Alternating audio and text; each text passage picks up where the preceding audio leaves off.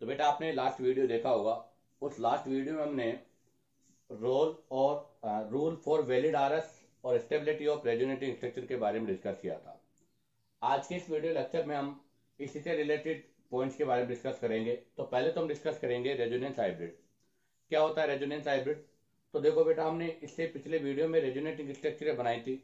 उन रेजोनेटिंग स्ट्रक्चरों को कंबाइन करके एक सिंगल स्ट्रक्चर के रूप में हम लिखते हैं, और जो सिंगल स्ट्रक्चर के रूप में हम रिप्रेजेंट करते हैं उसी को क्या बोलते हैं बेटा? रेजोनेंस हाइब्रिड बोलते हैं।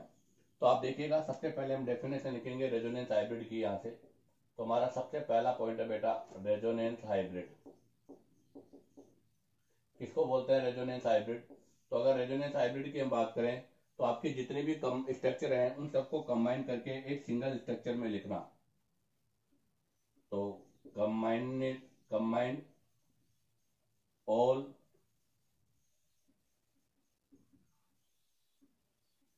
Resonating structure, combine all resonating structure and form a single structure. सभी रेजोनेटिंग स्ट्रक्चर को कंबाइन करके एक जो सिंगल स्ट्रक्चर हम बनाते हैं उसी को बेटा हम रेजोनेंस हाइब्रिड बोलते हैं। हमने लिखा था कि रेजोनेटिंग स्ट्रक्चर क्या होती है बेटा? हाइपोथेटिकल होती है, इमेजिनरी होती है, वो रियल में नहीं होती। बट अगर हम रेजोनेंस हाइब्रिड की बात करें तो ये इट इज एक्चुअल स्ट्रक्चर। ध्यान रखना, ये आपकी जो है एक्चुअल स्ट्रक्चर होती है, जो मॉलिक्यूल है उसका एक्चुअल स्ट्रक्चर रेजोनेंस हाइब्रिड ही होता है। जैसे इसको एक्सप्लेन करने के लिए मैंने लिया बेटा, ये बेंजीन है। इस बेंजीन में भी डबल बॉन्ड यहाँ पर है।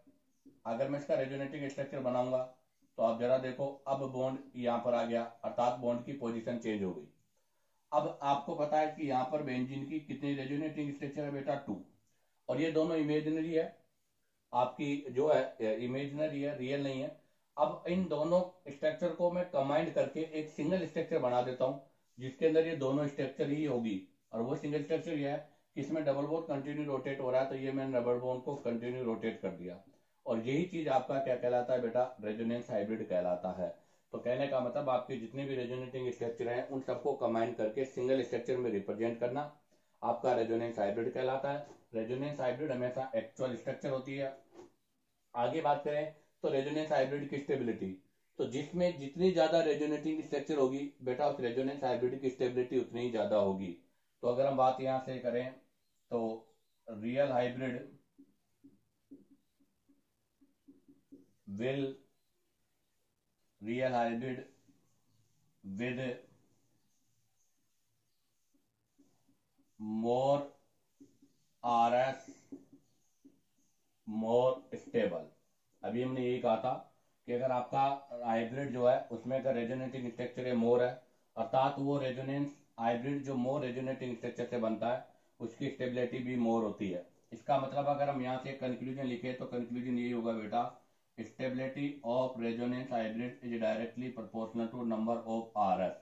जैसे बेंजीन है, अभी बेंजीन के अंदर दो रेजोनेटिंग स्ट्रक्चर का हाइब्रिड है, लेकिन यही बात अगर हम बात करें कि इसके अंदर फिनोल में, तो आप जरा देखो फिनोल के अंदर कितनी रेजोनेटिंग स्ट्रक्चर होती है बेटा? 5। तो फिनोल का जो रेजोनेंस हाइब्रिड बनेगा, आप देखिएगा फिनोल का रेजोनेंस हाइब्रिड ये होता है जिसके अंदर यहाँ से डबल बॉन्ड कंटिन्यू रोटेट होता रहता है, यहाँ पार्शियली पॉजिटिव होता है, यहाँ पार्शियली नेगेटिव, यहाँ नेगेटिव और यहाँ नेगेटिव, ये कंटिन्यू होता है। अब आप देखो, ये रेजोनेंस हाइब्रिड है, ये भी रेजोनेंस हाइब्रिड है। ये 5 रेजोनेटिंग का है और ये 2 का है, तो इसकी स्टेबिलिटी मोर होगी, इसकी स्टेबिलिटी लेस होगी। इसी के साथ आपका ये रेजोनेंस हाइब्रिड का पोर्शन कंप्लीट होता है। आप चाहो तो यहाँ से इसका स्क्रीनशॉट ले लीजिएगा। अब हम यहाँ से नेक्स्ट पॉइंट के बारे में डिस्कस करेंगे। तो देखिएगा, अब हम यहाँ से डिस्कस करेंगे सेकेंड पॉइंट। अभी हमने रेजोनेंस हाइब्रिड के बारे में डिस्कस किया था, और अब हम डिस्कस करेंगे बेटा यहाँ से रेजोनेंस एनर्जी के बारे में, कि रेजोनेंस एनर्जी क्या होती है, what is the resonance energy. तो देखिएगा बेटा, हम किसी भी मॉलिक्यूल की बहुत सारी डिफरेंट डिफरेंट रेजोनेटिंग स्ट्रक्चर बनाते हैं, और एक उनका कंबाइंड फॉर्म रेजोनेंस हाइब्रिड होता है। तो रेजोनेंस हाइब्रिड की जो एनर्जी है और उनमें से जो मोर स्टेबल आपकी रेजोनेटिंग स्ट्रक्चर है उनके बीच में जो एनर्जी का गैप है उसको हम रेजोनेंस हाइब्रिड बोलते हैं। तो किसको बोलेंगे? ध्यान दे, डेफिनेशन सुन लीजिएगा। Energy difference between more stable resonating structure and resonance hybrid। आपका जो रेजोनेंस हाइब्रिड है और मोर स्टेबल रेजोनेटिंग स्ट्रक्चर है, उनके बीच में जो एनर्जी का डिफरेंस है उसी को हम रेजोनेंस एनर्जी बोलते हैं। कहने का मतलब अगर रेजोनेंस एनर्जी की बात करें तो आपका resonance hybrid minus more stable resonating structure की जो एनर्जी है उसी को हम रेजोनेंस एनर्जी बोलते हैं। आगे बात आती है बेटा कि रेजोनेंस एनर्जी को कैसे कम करेंगे। तो बेटा रेजोनेंस एनर्जी हम डायरेक्ट किसी भी मॉलिक्यूल में पता नहीं कर सकते क्योंकि ये एक्सपेरिमेंटल वैल्यू है, तो ये भी ध्यान रखना। Resonance energy is experimental value, अर्थात हम इसको डायरेक्ट देखकर ऑब्जर्व नहीं कर सकते। ये आपकी एक एक्सपेरिमेंटल वैल्यू है जो कि एक्सपेरिमेंट से पता चलती है।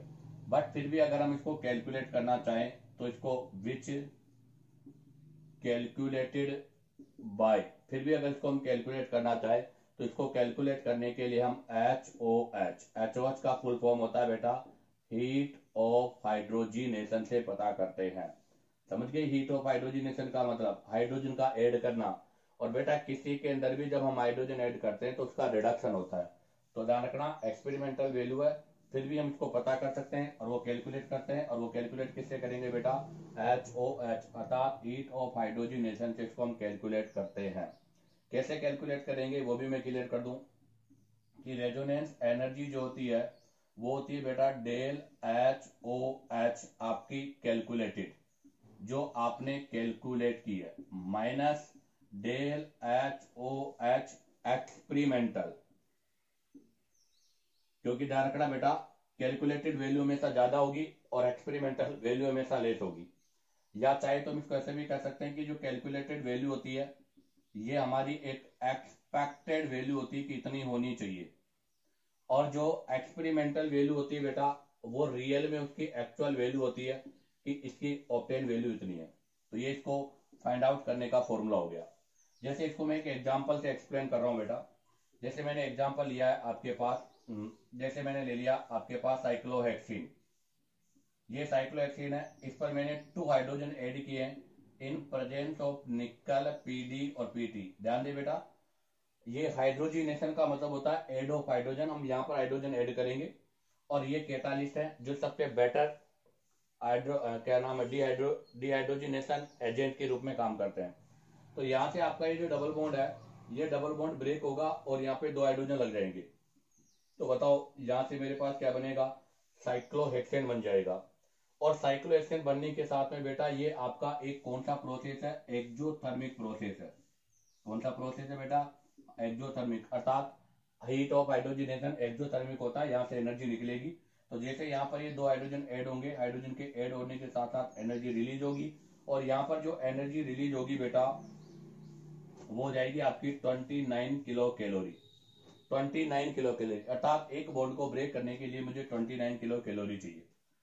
अब आप देखिएगा मैंने यहाँ पर क्या किया, बेंजीन ले ली। अब बेंजीन में 1 2 3 3 पर 3 ट्रिपल बॉन्ड है, तो हमें यहाँ पर 3 हाइड्रोजन की रिक्वायर्ड होगी। अब जैसे यहाँ पर वही एक्सोथर्मिक प्रोसेस है, यहाँ से भी आपके पास यहाँ हाइड्रोजन ऐड हो जाएगा, यहाँ हाइड्रोजन ऐड हो जाएगा, यहाँ मतलब टोटल 6 हाइड्रोजन ऐड हो जाएंगे। तो यहाँ से हमारे पास कितनी एनर्जी रिलीज होनी चाहिए? एक बॉन्ड के लिए 29 है तो 3 बॉन्ड के लिए 87। कितनी होनी चाहिए बेटा? 87 होनी चाहिए, इतनी एनर्जी रिलीज होनी चाहिए।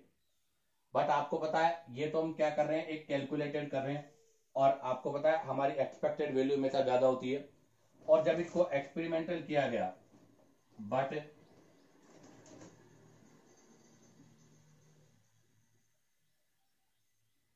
एक्सपेरिमेंटल जब इस पर हम एक्सपेरिमेंट करते हैं और एक्सपेरिमेंटल वैल्यू पता की गई, but experimental value of HOH, अर्थात इसकी जो एक्सपेरिमेंटल वैल्यू आई है बेटा वो एक्सपेरिमेंटल वैल्यू हमारे पास कितनी आ रही है? 51 आ रही है। कितनी आ रही है बेटा? 51। तो बताओ इसका रेजोनेंस एनर्जी कितना होगा? तो अगर मैं इसका रेजोनेंस एनर्जी निकालूंगा तो रेजोनेंस एनर्जी के लिए कैलकुलेटेड, कितनी कैलकुलेटेड की आपने? 87 माइनस एक्सपेक्टेड मतलब एक्चुअल, एक्चुअल कितनी आ रही है? 51। तो बताओ दोनों में कितने का डिफरेंस हुआ, 36 किलो कैलोरी का। तो बताओ बेंजीन की जो रेजोनेंस एनर्जी है बेटा वो कितनी होती है, 36 किलो कैलोरी होती है। ऐसे ही ये एक एग्जांपल लिया था मैंने, अब मैं एक और एग्जांपल से आपको इसको एक्सप्लेन कर देता हूँ।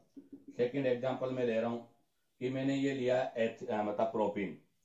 इस प्रोपीन के अंदर आपकी हीट ऑफ हाइड्रोजनेशन कर दिया, यहाँ से प्रोपेन बन गया, और प्रोपेन के अंदर जो एनर्जी रिलीज हो रही है बेटा वो हो रही है 28.8।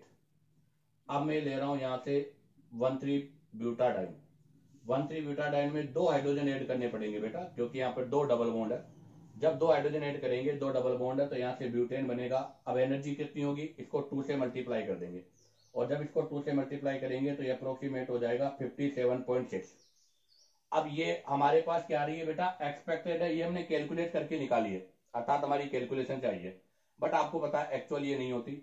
अगर हम यहाँ पर एक्चुअल की बात करें, बट एक्सपेरिमेंटल, बट यहाँ पर अगर मैं एक्सपेरिमेंटल वैल्यू की बात करूं तो वो आती है बेटा 54.6। कितनी आती है, 54.6। तो बताओ अगर मैं रेजोनेंस एनर्जी ऑफ 13 ब्यूटाडाइन, इसको बोलते हैं 13 ब्यूटाडाइन, किसको, इसको, तो अगर मैं 13 ब्यूटाडाइन की रेजोनेंस एनर्जी की बात करूं तो कितनी होगी, तो यहाँ से 57.6 में से 54.6 को सब्ट्रैक्ट कर देंगे, बताओ कितनी आ जाएगी, 3 किलो कैलोरी आ जाएगी। इसी के साथ आपका ये रेजोनेंस एनर्जी का पोर्शन कंप्लीट होता है। आप चाहो तो यहाँ से इसका स्क्रीनशॉट ले लीजिएगा। अब हम यहाँ से इससे रिलेटेड कुछ पॉइंट्स के बारे में डिस्कस करेंगे। तो देखिएगा, अब हम यहाँ से डिस्कस करेंगे रेजोनेंस एनर्जी के बारे में। तो आप ये ध्यान रखें बेटा कि हमेशा एनर्जी जो होती है वो स्टेबिलिटी के इनडायरेक्टली प्रोपोर्शनल होती है। Energy indirectly proportional to stability, but resonance energy का केस एक ऐसा केस है जहां पर resonance energy is directly proportional to stability होती है। अर्थात रेजोनेंस एनर्जी इंक्रीज होने के साथ साथ स्टेबिलिटी भी क्या होती है बेटा, इंक्रीज होती है। तो ध्यान रखना, higher value of resonance energy more stable compound. जितनी ज्यादा रेजोनेंस एनर्जी होगी बेटा उसकी कंपाउंड की स्टेबिलिटी भी उतनी होगी। अब हम यहाँ से रेजोनेंस एनर्जी कंपैरिजन की बात करेंगे। तो रेजोनेंस एनर्जी कंपैरिजन की बात कर रहे हैं हम। तो रेजोनेंस एनर्जी के अंदर अगर हम कंपैरिजन करते हैं तो सबसे पहला रूल क्या है, तो उसके लिए डिस्कस करेंगे रूल नंबर 1। रूल नंबर 1 यही है कि बेटा number of pi bond increase in, चाहे वो कॉन्जुगेटेड सिस्टम हो और चाहे नॉन कॉन्जुगेटेड सिस्टम हो, कॉन्जुगेटेड या फिर आपका नॉन कॉन्जुगेटेड सिस्टम हो, कोई सा भी सिस्टम हो, अगर वहां पर नंबर ऑफ पाई बॉन्ड बनेगा तो ऐसी कंडीशन पर बेटा आपका रेजोनेंस एनर्जी भी इंक्रीज होगा। इसका मतलब हम कह सकते हैं कि resonance energy is directly proportional to number of pi bond या फिर नंबर ऑफ आरएस। क्यों, क्योंकि अभी हमने एक इससे पिछला एग्जांपल लिया था, उसमें देखो साइक्लोहेक्सेन की 28 थी, अर्थात एक डबल बॉन्ड को रिमूव करने पर 29 किलो कैलोरी एनर्जी की रिक्वायर्ड थी।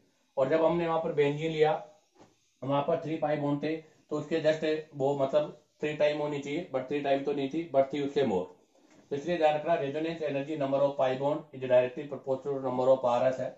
जैसे एग्जांपल के लिए मैं बात करूं तो मैंने लिया है बेटा एक तो ये, और एक हमने लिया है ये।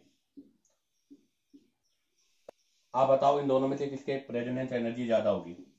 तो इसके अंदर नंबर ऑफ पाई बॉन्ड 1 है, और जबकि यहाँ पर नंबर ऑफ पाई बॉन्ड 2 है। तो यहाँ पर 2 पाई बॉन्ड को रिमूव करने पर जो एनर्जी रिलीज होगी वो मोर होगी।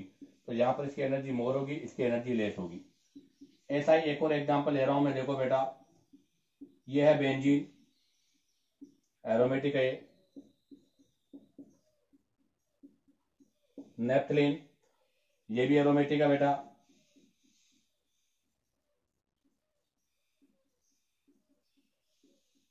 और ये है एंथ्रेसीन। ध्यान रखना, फर्स्ट है बेंजीन, सेकंड आपका नेप्थलीन, और थर्ड आपका एंथ्रेसिन।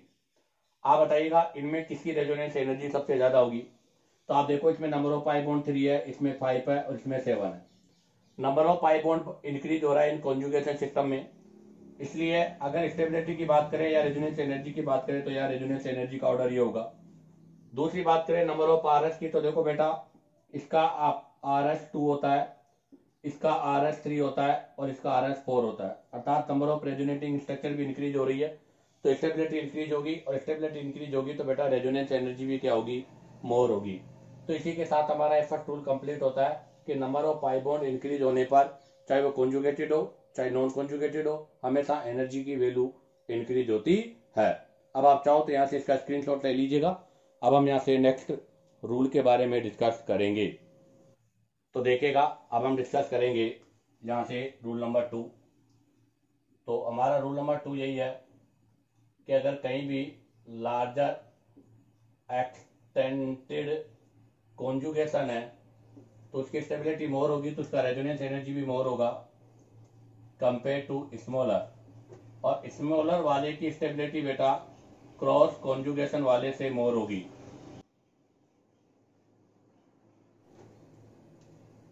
तो अब नेक्स्ट रूल है कि लार्ज एक्सटेंडेड कॉन्जुगेशन, फिर स्मॉलर, उसके बाद में क्रॉस। जैसे एक एग्जांपल ले रहा हूं मैं, पाई पाई पाई पाई, एक ये लिया है मैंने और एक ये लिया है। बताओ इनमें से किसका रेजोनेंस एनर्जी मोर होगा। तो देखो नंबर ऑफ पाई 1 2 3 4, यहाँ पर 4 पाई है, यहाँ पर 3 पाई है और यहाँ पर 2 पाई है। यहाँ पर pi sigma pi sigma pi sigma, अर्थात यहाँ पर 5 रेजोनेटिंग स्ट्रक्चर होगी। अर्थात अगर रेजोनेटिंग स्ट्रक्चर की बात करें यहाँ पे तो पाई सिग्मा पाई, तो यहाँ पर मोर रेजोनेटिंग स्ट्रक्चर है। यहाँ जैसे मैं बात करूँ तो यहाँ पर आपके पास 2 रेजोनेटिंग स्ट्रक्चर है, यहाँ पर 3 है और यहाँ पर 4 रेजोनेटिंग स्ट्रक्चर है। आपको पता है रेजोनेटिंग स्ट्रक्चर मोर होगी तो स्टेबिलिटी भी मोर होगी। तो बताओ यहाँ रेजोनेंस एनर्जी का ऑर्डर क्या होगा बेटा, ये होगा। अब एक क्रॉस वाले का एग्जांपल लेता हूँ, 1 2 3। मैंने यहाँ पर 3 पाई बॉन्ड कंटिन्यूस रखे हैं जो कि लीनियर है, और एक कंडीशन में ले रहा हूं जहां पर मैंने पाई बॉन्ड को ऐसे क्रॉस में रखा है। अब आप देखो यहाँ पर तो क्रॉस कॉन्जुगेशन होगा या लीनियर। क्रॉस का मतलब क्या होता है ये क्लियर कर दूं पहले। क्रॉस कॉन्जुगेशन का मतलब है बेटा बोथ साइड रेजोनेंस होता है। तो आप जरा देखो, पाई सिग्मा पाई, इधर भी रेजोनेंस हो रहा है, पाई सिग्मा पाई, इधर भी रेजोनेंस हो रहा है।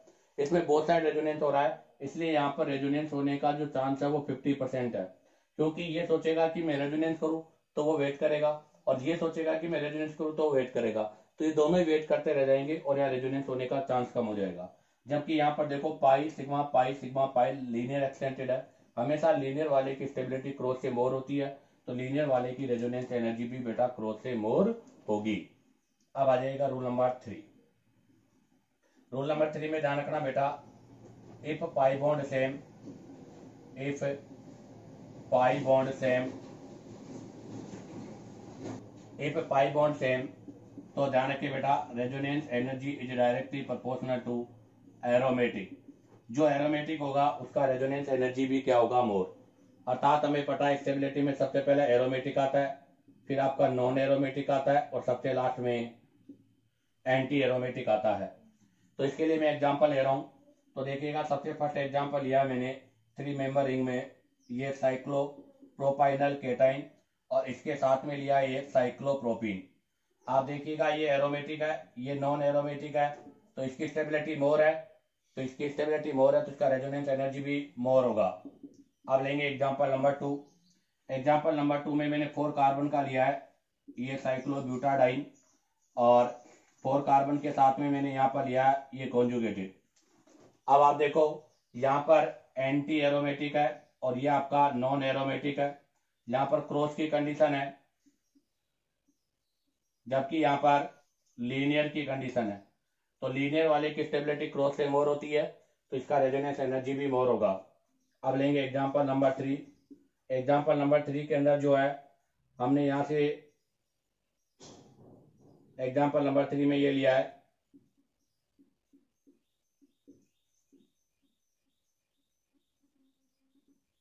ये पायरो लिया है। आप देखो दोनों में पाई बॉन्ड सेम है, ये आपका नॉन एरोमेटिक है और ये कंपाउंड आपका एरोमेटिक है, तो इसका मतलब इसकी स्टेबिलिटी मोर है। अगर इसकी स्टेबिलिटी मोर है तो बेटा इसकी रेजोनेंस एनर्जी भी क्या होगी बेटा, मोर होगी।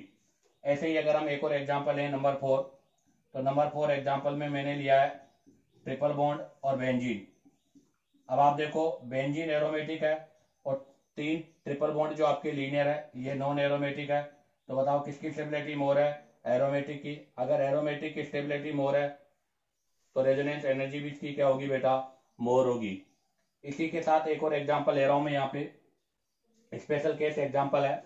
स्पेशल केस एग्जांपल में मैंने लिया है यहाँ पे इस तरह से एग्जांपल लिया है, पाई पाई और ये पाई, और एक इसके रेस्पेक्ट में लिया है मैंने ये एग्जांपल जिसमें पाई पाई, ये पाई, ये पाई और ये पाई। आप बताओ इनमें से किसकी स्टेबिलिटी है, मोर है।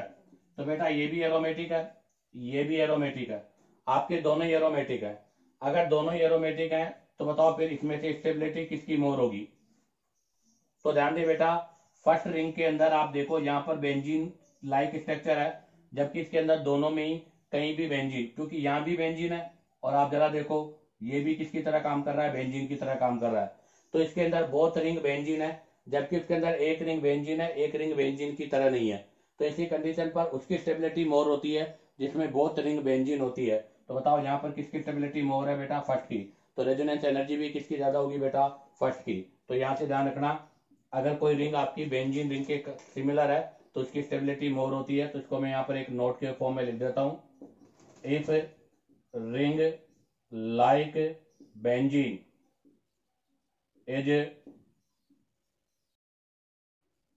More stable and contain more resonance energy. तो ध्यान रखना, जिनके अंदर बेंजीन लाइक स्ट्रक्चर होती है उनकी स्टेबिलिटी मोर होती है, तो उनकी रेजोनेंस एनर्जी भी मोर होती है। इसी के साथ आपका रूल नंबर 3 कंप्लीट हुआ। आप चाहो तो यहाँ से इसका स्क्रीनशॉट ले लीजिएगा। अब हम यहाँ से नेक्स्ट रूल के बारे में डिस्कस करेंगे।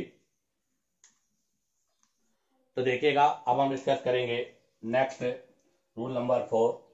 तो हम रूल नंबर 4 के बारे में डिस्कस करने जा रहे हैं। रूल नंबर 4 कहता है कि resonance energy is directly proportional to quality resonance. दो टाइप के रेजोनेंस होते हैं, एक क्वालिटी एक क्वांटिटी, या फिर इसको हम ऐसे भी कह सकते हैं पावर रेजोनेंस। अर्थात जहां पर स्ट्रॉन्ग रेजोनेंस होता है, जो कि हमने रेजोनेंस की कंडीशन नंबर 5 और कंडीशन नंबर 6 पढ़ा था, वो कंडीशन है कंडीशन 5 और कंडीशन नंबर 6। अर्थात पॉजिटिव एडजुसेंट, ध्यान रखना पॉजिटिव और आपका लोन पेयर एडजुसेंट हो, नेगेटिव और वैकेंट डी ऑर्बिटल आपका कहां पर हो बेटा, एडजुसेंट पोजीशन पर हो। ऐसा रेजोनेंस आपका क्वालिटी ऑफ पावर रेजोनेंस कहलाता है। या फिर हमने एक और पढ़ा था इक्विवेलेंट रेजोनेंस, तो इक्विवेलेंट रेजोनेंस भी हम यहाँ पर यूज कर सकते हैं। तो ध्यान रखना, रेजोनेंस एनर्जी जी directly proportional to quality resonance, power resonance या इक्विवेलेंट रेजोनेंस होता है। अब आप देखो, यहां से हम इसके अंदर एक कंडीशन ले रहे हैं, तो इसके अंदर सबसे first condition, if different atom, अगर आपके पास एटम डिफरेंट है बट सेम पीरियड, लेकिन उनका जो पीरियड है बेटा वो सेम है। तो मुझे बताओ, अगर एटम डिफरेंट हो पीरियड सेम हो, तो हमें पता है पीरियड में कंसीडर फैक्टर क्या होता है बेटा, En, ये हमने पहले भी डिस्कस किया था। तो यहाँ पर इलेक्ट्रोनेगेटिविटी कंसीडर फैक्टर होगा। अगर इलेक्ट्रोनेगेटिविटी कंसीडर फैक्टर होगा तो जरा देखिएगा, C डबल बॉन्ड COH, एक तो यह है, और एक है C डबल बॉन्ड CnH2। आप देखो दोनों एक ही पीरियड के एलिमेंट है, और अगर दोनों एक ही पीरियड के एलिमेंट है तो बताओ इनमें से कौन सी रेजोनेटिंग स्ट्रक्चर मोर है, स्टेबल है। तो आप देखो यहाँ पर जो लोन पेयर है, lone pair on more En पर है, अर्थात ऑक्सीजन का En 3.5 है, कार्बन का En 3 है। जबकि यहाँ पर जो लोन पेयर है वो ऑन लेस En है। आप बताओ, अगर लोन पेयर मोर En पर है तो इसकी डोनर टेंडेंसी क्या होगी बेटा, लेस डोनर होगा। अगर लेस डोनर होगा तो इसका मतलब ये लेस स्टेबल भी होगा। अगर ये लेस स्टेबल होगा तो इसकी रेजोनेंस एनर्जी लेस होगी, जबकि इसकी रेजोनेंस एनर्जी मोर होगी, क्योंकि lone pair on less RES पर है, तो मोर रेजोनेंस होगा बेटा। यहाँ पर आपको पता है, अगर मोर रेजोनेंस होगा तो इसका मतलब ये मोर स्टेबल भी होगा। तो यहाँ पर हम स्टेबिलिटी की बात करें तो वो EN पे डिपेंड कर रही है, और EN के अकॉर्डिंग हमने यहाँ पर स्टेबिलिटी डिसाइड की है कि यहाँ पर जिसका EN मोर है उसकी स्टेबिलिटी मोर है, सॉरी जिसका EN लेस है उसकी डोनर टेंडेंसी मोर है, तो उसकी स्टेबिलिटी भी क्या होगी बेटा, मोर होगी। अब एक और एग्जांपल ले रहा हूं इसी के सिमिलर में, यहां से एक और एग्जांपल लूं मैं इसी के सिमिलर। तो जो सेकंड एग्जांपल है वो बन गया मेरा CH2 प्लस OH, और एक हो गया CH2 प्लस NH2। आप देखो यहाँ पर डायरेक्ट रेजोनेंस हो रहा है, बट यहाँ पर लोन पेयर वही 3.5 पर है, यहाँ पर लोन 3 पर है, तो यहाँ पर रेजोनेंस मोर होगा, तो इसका मतलब ये मोर स्टेबल है, मोर स्टेबल है। अगर ये मोर स्टेबल है तो बेटा इसकी एनर्जी भी क्या होगी, मोर होगी। ऐसा क्यों? क्योंकि लोन पेयर लेस EN पर होता है तो उसकी डोनर टेंडेंसी मोर होती है। तो यहाँ से कंक्लूजन यही है कि lone pair on less EN क्या होगा बेटा, मोर डोनर होगा। अब आ जाएगा एक और एग्जांपल इसी के अंदर हम ले रहे हैं, ये फर्स्ट था वो सेकंड था, अब ले रहा हूं थर्ड एग्जांपल। थर्ड एग्जांपल में आप देखो बेटा, मैंने ये लिया है पायरोल और ये लिया है फ्यूरेन। ये पायरोल है, ये फ्यूरेन है। बताओ इन दोनों में से किसकी स्टेबिलिटी मोर है? बेटा आप देखिएगा, ये भी आपका एरोमेटिक कंपाउंड है और ये भी एरोमेटिक है, दोनों ही एरोमेटिक कंपाउंड है। बट आपको पता है बेटा यहाँ नाइट्रोजन लेस EN पर है या नाइट्रोजन मोर EN पर है, तो यहाँ पर लोन पेयर देखेंगे तो यहाँ lone pair on less EN पर है, जबकि यहाँ lone pair on more EN पर है।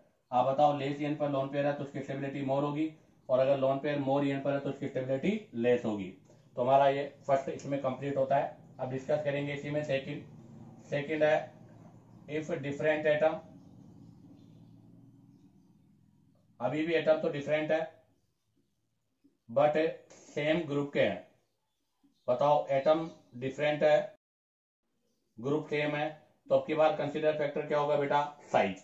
अब की बार कंसीडर फैक्टर साइज होगा, और हम यहाँ साइज का रूल अप्लाई करेंगे और उसके अकॉर्डिंग देखते हैं कि कौन ज्यादा होगा। तो बेटा साइज के अकॉर्डिंग अगर मैं बात करूं तो फर्स्ट एग्जांपल मैंने यही सिमिलर लिया है, C डबल बॉन्ड C और फ्लोरीन और C double bond C chlorine. आप बताओ मुझे यहाँ पर इन दोनों में से किसका रेजोनेंस एनर्जी मोर होगा? तो आप देखो यहाँ पर lone pair sigma pi resonance है, बट कार्बन 2p ऑर्बिटल का होता है, फ्लोरीन भी 2p ऑर्बिटल का है, यहाँ कार्बन 2p ऑर्बिटल का है, क्लोरीन 3p ऑर्बिटल का है। और जो ओवरलैपिंग होती है वो हमेशा सेम एनर्जी के बीच में ज्यादा होती है। तो बेटा ये दोनों सेम एनर्जी के हैं, इसलिए यहाँ रेजोनेंस मोर होगा, यहाँ पर रेजोनेंस लेस होगा। तो मोर इफेक्टिव रेजोनेंस होगा बेटा यहाँ पर due to same energy orbital. यहाँ पर सेम एनर्जी के ऑर्बिटल है, और सेम एनर्जी के ऑर्बिटल होने की वजह से यहाँ पर मोर इफेक्टिव रेजोनेंस है, और अगर मोर इफेक्टिव रेजोनेंस है तो इसकी एनर्जी मतलब इसकी एनर्जी ज्यादा है, तो इसकी स्टेबिलिटी भी क्या होगी बेटा, मोर होगी। जबकि अगर हम यहाँ पर बात करें तो ये डिफरेंट एनर्जी ऑर्बिटल है, तो इनमें लेस इफेक्टिव ओवरलैपिंग होगी,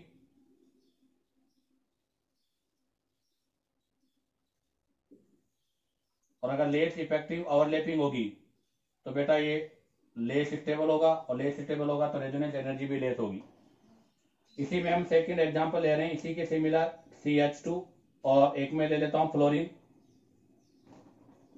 और CH2 एक में ले लेता हूं क्लोरीन। ये आपके एडजुसेंट वाली कंडीशन है। बताओ किसके अंदर रेजोनेंस मोर होगा? तो बेटा यहाँ पर रेजोनेंस मोर होगा, यहाँ पर देखो यहाँ पर मोर रेजोनेंस होगा या लेस रेजोनेंस होगा, क्योंकि ये दोनों एक ही ग्रुप के हैं, और एक ही ग्रुप के हैं तो आप देखो बेटा यहाँ पर इसका साइज स्मॉलर है, तो अगर स्मॉलर इन साइज है तो बेटा इफेक्टिव ओवरलैपिंग होगी, और अगर इफेक्टिव ओवरलैपिंग होगी तो आपको पता है मोर रेजोनेंस होगा, तो ये मोर स्टेबल होगा। जबकि आप देखो यहाँ पर क्लोरीन का साइज लार्जर है, अगर क्लोरीन का साइज लार्जर है तो लेस इफेक्टिव ओवरलैपिंग नहीं होगी, तो इसकी स्टेबिलिटी लेस होगी। तो बताओ किसकी रेजोनेंस एनर्जी ज्यादा है बेटा, यहाँ पर फर्स्ट की रेजोनेंस एनर्जी ज्यादा है। ऐसा ही इसके सिमिलर एक और एग्जांपल ले रहा हूं मैं, अब की बार भी मैंने एग्जाम्पल में ये लिया है फ्यूरेन और थायोफ्यूरेन, ये लिया है। आप देखो दोनों ही एरोमेटिक है, ये भी एरोमेटिक है, ये भी एरोमेटिक है, बट दोनों एक ही ग्रुप के हैं। तो यहाँ पर हम क्या देखेंगे, साइज। तो इसका साइज स्मॉलर है, इसका साइज क्या है, लार्जर है। अगर इसका साइज स्मॉलर है तो यहाँ पर इफेक्टिव ओवरलैपिंग होगी, तो इसकी स्टेबिलिटी मोर होगी, तो इसका रेजोनेंस एनर्जी भी मोर होगा। तो यहाँ पर इसका रेजोनेंस एनर्जी मोर होगा, उसका रेजोनेंस एनर्जी लेस होगा। क्या रीजन है, तो रीजन सुन लीजिएगा। स्मॉलर इन साइज, अगर स्मॉलर इन साइज है तो यहां पर इफेक्टिव ओवरलैपिंग होगी, और अगर इफेक्टिव ओवरलैपिंग होगी, और अगर बेटा इफेक्टिव ओवरलैपिंग होगी तो मोर स्टेबल होगा, और अगर मोर स्टेबल होगा तो इसका रेजोनेंस एनर्जी भी क्या होगा, मोर होगा। तो इसका मतलब है हमारे पास एक कंक्लूजन बना है कि हमें ईएन से पहले इफेक्टिव ओवरलैपिंग चेक करना है। तो first check overlapping, then EN. तो हम ईएन तो बाद में चेक करेंगे बेटा, पहले ओवरलैपिंग को चेक करेंगे। जिसका ओवरलैपिंग मोर होगा उसके अंदर रेजोनेंस ज्यादा होगा, तो उसकी स्टेबिलिटी भी मोर होगी। और वैसे भी हमने डिस्कस किया था कि पीरियड के लिए ईएन और ग्रुप के लिए हमेशा साइज देखा जाता है। अब आप चाहो तो यहां से इसका स्क्रीनशॉट ले लीजिएगा। अब हम इस कंक्लूजन को राइट डाउन करते हैं। तो देखिएगा, अब हम नेक्स्ट पॉइंट के बारे में डिस्कस करेंगे। तो इसके अंदर नेक्स्ट है, पहले कंक्लूजन लिख देता हूं मैं। तो कंक्लूजन यही है कि अगर सेम पीरियड के एलिमेंट है तो ईएन को, और अगर सेम ग्रुप के एलिमेंट है तो साइज को। ध्यान रखना, लार्जर साइज की, लार्जर जो साइज वाला होता है उसका रेजोनेंस एनर्जी स्मॉलर साइज वाले से लेस होता है, अर्थात स्मॉलर वाले की ज्यादा होती है। और ईएन वाले में अगर बात करें तो मोर ईएन वाले की रेजोनेंस एनर्जी लेस ईएन वाले से लेस होती है। अब डिस्कस करेंगे नेक्स्ट पॉइंट। नेक्स्ट पॉइंट है flow of electron according to flow of electron. आपके जो रेजोनेटिंग स्ट्रक्चर है उनमें इलेक्ट्रॉन्स का फ्लो कैसे होता है, तो ये हमने इससे पिछले वीडियो में डिस्कस किया था। सबसे पहले नेगेटिव चार्ज, उसके बाद लोन पेयर, और उसके बाद पाई बॉन्ड। तो इस वाले की रेजोनेंस एनर्जी मोर है और इस वाले की रेजोनेंस एनर्जी लेस है। इसके लिए एक एग्जांपल ले रहा हूं मैं, तो जरा देखिएगा। एग्जांपल लिया मैंने ये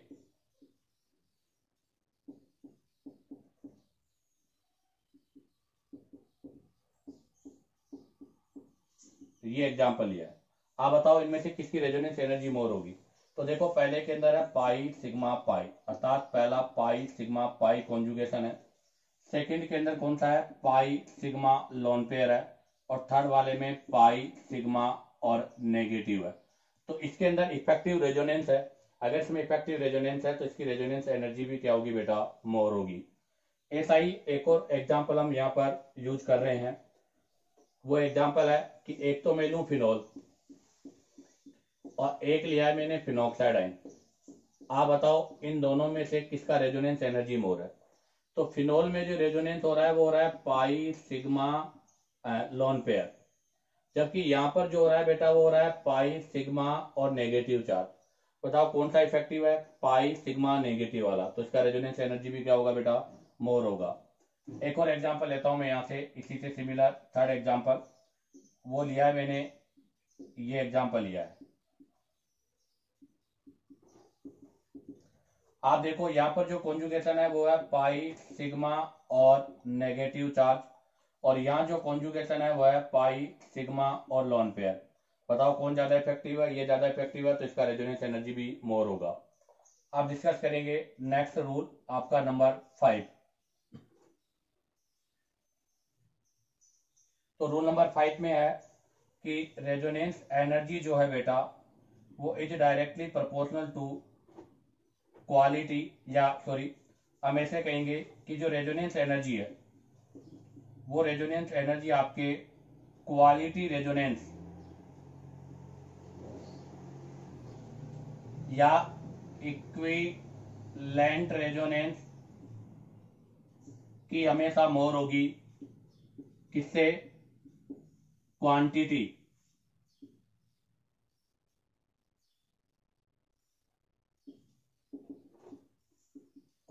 रेजोनेंस या अन इक्विवेलेंट रेजोनेंस से हमेशा लेस होती है। तो ध्यान रखना बेटा, क्वालिटी रेजोनेंस और इक्विवेलेंट रेजोनेंस की रेजोनेंस एनर्जी हमेशा क्वांटिटी और आपके अन इक्विवेलेंट रेजोनेंस से मोर होगी। इसमें एग्जांपल के लिए बात करें तो सबसे बेस्ट एग्जांपल यह है, एक तो मैंने एसीटेट और एक मैंने लिया है फिनॉक्साइड। इसके बारे में हमने पहले भी डिस्कस किया था। बताओ इन दोनों में से किसका रेजोनेंस एनर्जी ज्यादा है? तो इसका रेजोनेंस एनर्जी मोर होगा, क्योंकि यहाँ पर इक्विवेलेंट रेजोनेंस है।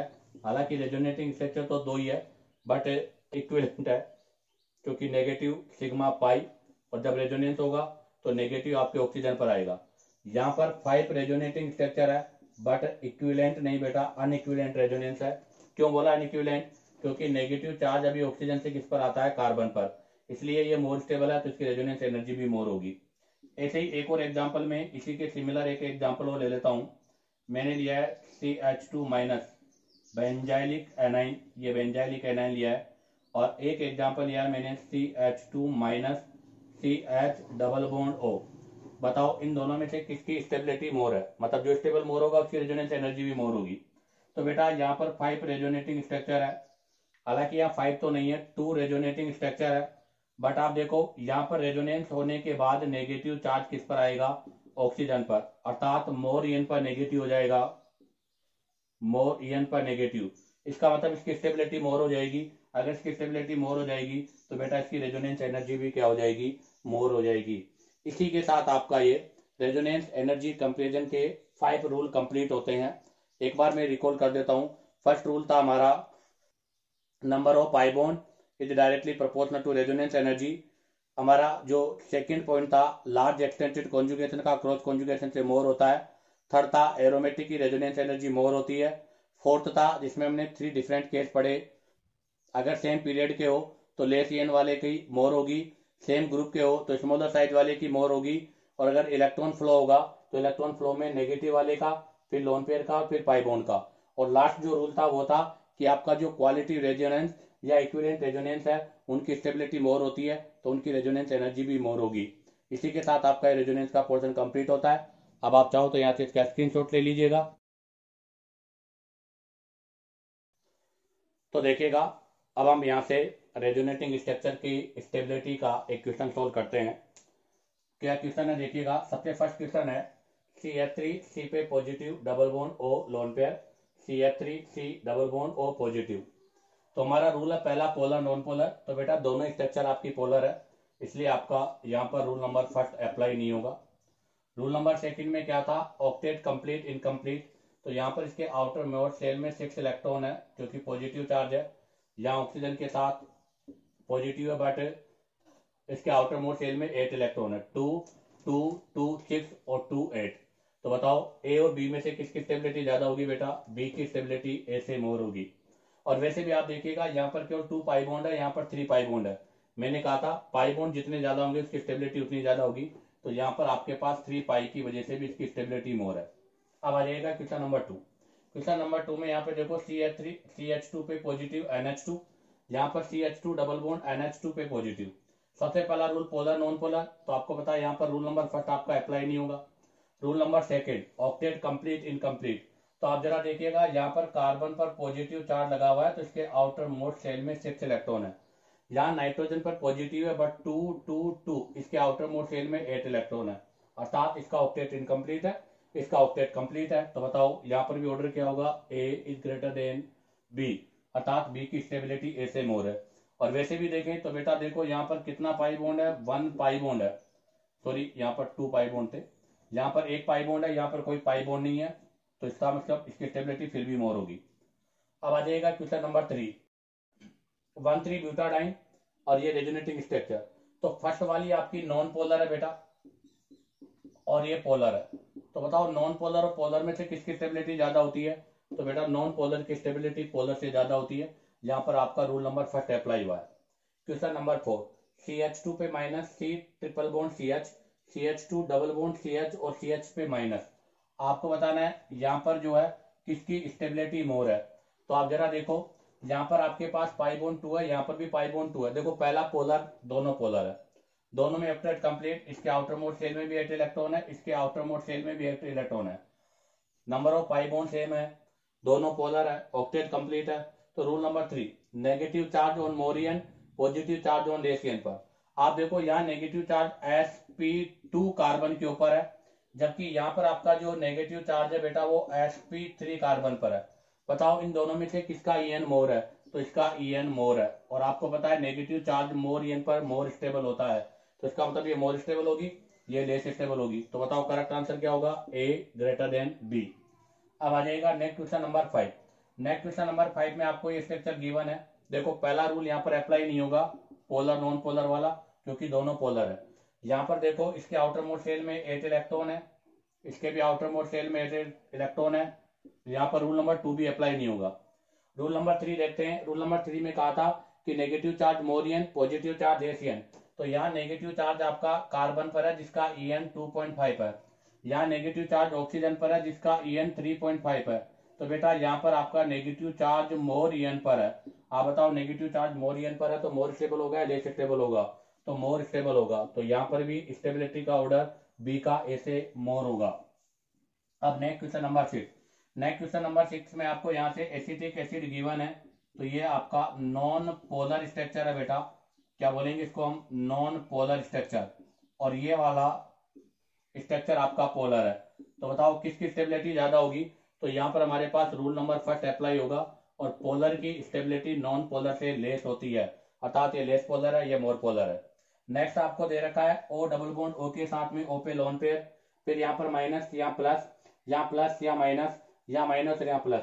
आप बताओ इनकी स्टेबिलिटी का ऑर्डर क्या होगा? तो सबसे पहला रूल, रूल नंबर फर्स्ट, तो देखो इसको मैंने ए माना है, इसको मैंने बी माना है, इसको सी और इसको डी। तो बेटा हमारा रूल नंबर फर्स्ट के according A is more stable than B, C और डी। ए की स्टेबिलिटी बी, सी और डी से ज्यादा होगी। क्यों? क्योंकि ए नॉन पोलर है, बाकी सारे पोलर है। उसके बाद में rule number 2, octet complete incomplete. तो आप जरा देखिएगा, यहाँ पर कार्बन पर पॉजिटिव चार्ज लगा हुआ है, आउटर मोड शेल में 6 इलेक्ट्रॉन है। यहाँ पर ऑक्सीजन पर भी पॉजिटिव चार्ज लगा है सिंगल बॉन्ड के साथ, तो इसके आउटर मोड शेल में 6 इलेक्ट्रॉन है। यहाँ पर देखो ऑक्सीजन पर पॉजिटिव बट डबल बॉन्ड के साथ है, आउटर मोड शेल में 8 है और यहाँ पर भी 8 है। इसका मतलब अगर रूल नंबर 2 के अकॉर्डिंग बात करें तो ए ग्रेटर देन डी, और अब बी और सी बचा है, अर्थात डी की स्टेबिलिटी जो है वो बी और सी से मोर होगी। अब बी और सी में देखो, आप बी और सी में आपका रूल नंबर 3 हम अप्लाई करते हैं। तो रूल नंबर 3 में देखो यहाँ पर पॉजिटिव चार्ज किसके ऊपर है बेटा? लेसियन पर, जबकि यहाँ पॉजिटिव चार्ज किसके ऊपर है? आपका मोरियन पर। तो इसका मतलब आपका मामला, मतलब यहाँ पर पॉजिटिव चार्ज कार्बन पर, यहाँ पर मतलब ऑक्सीजन पर है, तो ये रूल भी आपका नहीं लगेगा। तो हम यहाँ पर रूल नंबर 4 अप्लाई करेंगे। तो देखो यहाँ पर लोन पेयर और पॉजिटिव चार्ज क्लोजर है, यहाँ पर नेगेटिव लोन पेयर आपके क्लोजर है, तो बेटा यहाँ पर रिपल्सन मोर होगा। क्यों? क्योंकि लाइक चार्ज क्लोजर है बेटा, यहाँ पर लाइक चार्ज क्लोजर है। अगर लाइक चार्ज क्लोजर है तो रिपल्सन मोर होगा, और रिपल्सन मोर होगा तो लेस स्टेबल होगा। तो बताओ A greater than D, greater than C, B और ग्रेटर देन सी, अर्थात इसकी स्टेबिलिटी इसके कंपेयर में मोर है। क्यों? क्योंकि पॉजिटिव और लोन पेयर के बीच में रिपल्सन नहीं बेटा, अट्रैक्शन होगा। जबकि आप देखो नेगेटिव और लोन पेयर के बीच में रिपल्सन होता है, इसलिए इसकी स्टेबिलिटी लेस होगी, इसकी स्टेबिलिटी मोर होगी। अब आ जाएगा नेक्स्ट क्वेश्चन नंबर 8। CH2 पे पॉजिटिव या नेगेटिव, यहाँ कोई मतलब चार्ज नहीं है, यहाँ पर आपके पास चार्ज है। तो मैं इसका यहाँ लिखता हूँ क्वेश्चन नंबर 8 का। हमने रूल नंबर फर्स्ट अप्लाई किया है, पोलर और नॉन पोलर। तो इसको मैंने ए माना है, इसको बी माना है और इसको सी माना है। तो बेटा बी की स्टेबिलिटी जो है वो ए और सी से ज्यादा होगी। क्यों? क्योंकि बी नॉन पोलर है, ए और सी आपकी पोलर है। और वैसे भी देखो यहाँ पर 1 2 3 4, यहाँ पर 4 पाई बॉन्ड है, इसके अंदर 4 पाई बॉन्ड है, जबकि फर्स्ट में भी 3 है और आपके सी में भी 3 है, इन दोनों में 3 पाई बॉन्ड है। तो जिसमें नंबर ऑफ पाई बॉन्ड मोर होता है उसकी स्टेबिलिटी भी मोर होती है। अब डिसाइड करेंगे ए और सी में से बेटा। तो आप जरा देखो, सी में कार्बन पे पॉजिटिव चार्ज है, आउटर मोड शेल में 6 इलेक्ट्रॉन है। यहाँ पर पॉजिटिव चार्ज कार्बन पर है, इसके भी आउटर मोड शेल में कितने इलेक्ट्रॉन है बेटा? 6 इलेक्ट्रॉन है। तो यहाँ पर इस दोनों का ऑक्टेट इनकम्प्लीट है। बट हम देखते हैं यहाँ नेगेटिव चार्ज कार्बन पर है, यहाँ नेगेटिव चार्ज ऑक्सीजन पर है। इसका मतलब नेगेटिव चार्ज मोर En पर है, मोर En पर नेगेटिव चार्ज है। अगर मोर En पर नेगेटिव चार्ज है तो ये स्ट्रक्चर आपका बेटा क्या होगा, मोर स्टेबल होगा। तो इसका मतलब सी की स्टेबिलिटी ए से मोर होगी, तो B greater than A greater than C इसका आंसर होगा। इसी के साथ आपका इक्वेशन कंप्लीट हुआ, और इसी के साथ आपका बेटा यहाँ पर हमने इस वीडियो में रेजोनेंस एनर्जी और आपकी रेजोनेंस हाइब्रिड और एक क्वेश्चन आपके रेजोनेटिंग स्ट्रक्चर की स्टेबिलिटी से रिलेट किया है। उम्मीद करता हूँ कि आपको वीडियो पसंद आया होगा। अगर आपको वीडियो पसंद आया हो तो बेटा वीडियो को लाइक, सब्सक्राइब और शेयर करो। अब हम नेक्स्ट वीडियो में यहाँ से एप्लीकेशन ऑफ रेजोनेंस के बारे में डिस्कस करेंगे।